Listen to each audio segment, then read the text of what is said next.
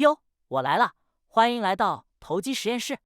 肥宅比特币曾经讲过，市场真正波动的时间只有1%，其余99%的时间都在震荡。想抓住那1%的波动，最好的策略是熬过那99%的震荡时间。事实也确实如此，任何投机品种，大部分的时间都是在横盘震荡。想要在大部分时间都有盈利机会，建立一套有效的适用震荡行情的交易策略是非常有必要的。接下来我会把我一直在震荡行情中使用的方法分享给各位，这或许能提供给你一些不一样的交易思路。而你要做的就是狠狠地打爆我的订阅按钮，记住，千万不要联系我。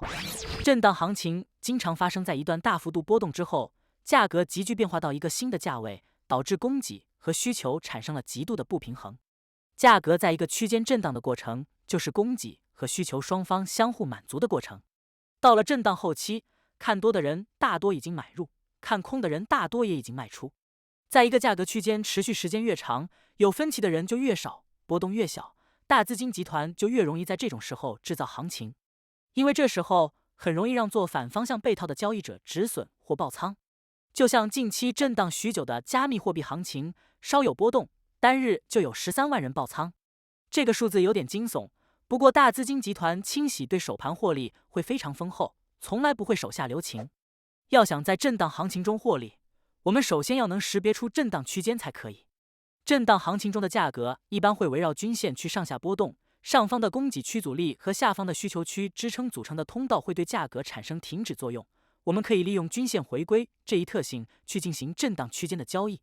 均线可以选择 Vegas 隧道的 EMA 144、169两条指数移动平均线作为震荡中轴。当价格经历短期的大幅波动后，很容易偏离 Vegas 隧道，趋于平稳后，大概率会出现以隧道为中轴的对称性波动，这就是我们要抓住的交易机会。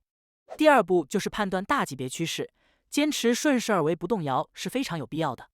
比如我们做15分钟级别的交易，就可以参考4小时级别的大趋势。如果4小时图表的趋势是下跌行情，那这个震荡区间我们就只在价格接近上方阻力位置的时候入场做空；如果4小时图表是上升趋势，那我们就只在下方支撑位置做多，只顺应大趋势做单方向的交易，这样胜率和收益都会大很多。而且市场惯性很有可能继续推动价格按大趋势方向运行，那做震荡的订单也会有机会出现超额收益。第三步是信号共振，坚持多个信号共振不动摇，是提高胜率最有效的方式。在震荡行情中，比如价格是否接近前高前低支撑阻力，或者走势是否出现了 K 线的形态结构，再或者价格是否偏离均线的幅度过大，这些都是我们可以参考的信号。均线回归其实是一个类似于涨多了要卖，跌多了要买的概念，还可以添加一个 MACD 指标，查看是否出现背离，也是一个不错的选择。第四步是用网格法入场，为了避免价格无法到达预判的点位而错过入场机会，我们可以将入场的仓位拆分成几份，当价格快要到达信号位置的时候，分批入场。这是比特币美元的15分钟级别图表，可以看到大趋势很明显是向下的，所以我们选择逢高做空。价格经历短期的大幅度下跌后，开始上穿 Vegas 隧道，形成了第一个波峰，随后与波峰形成了一个双顶结构，这时候我们就可以在双顶的位置入场。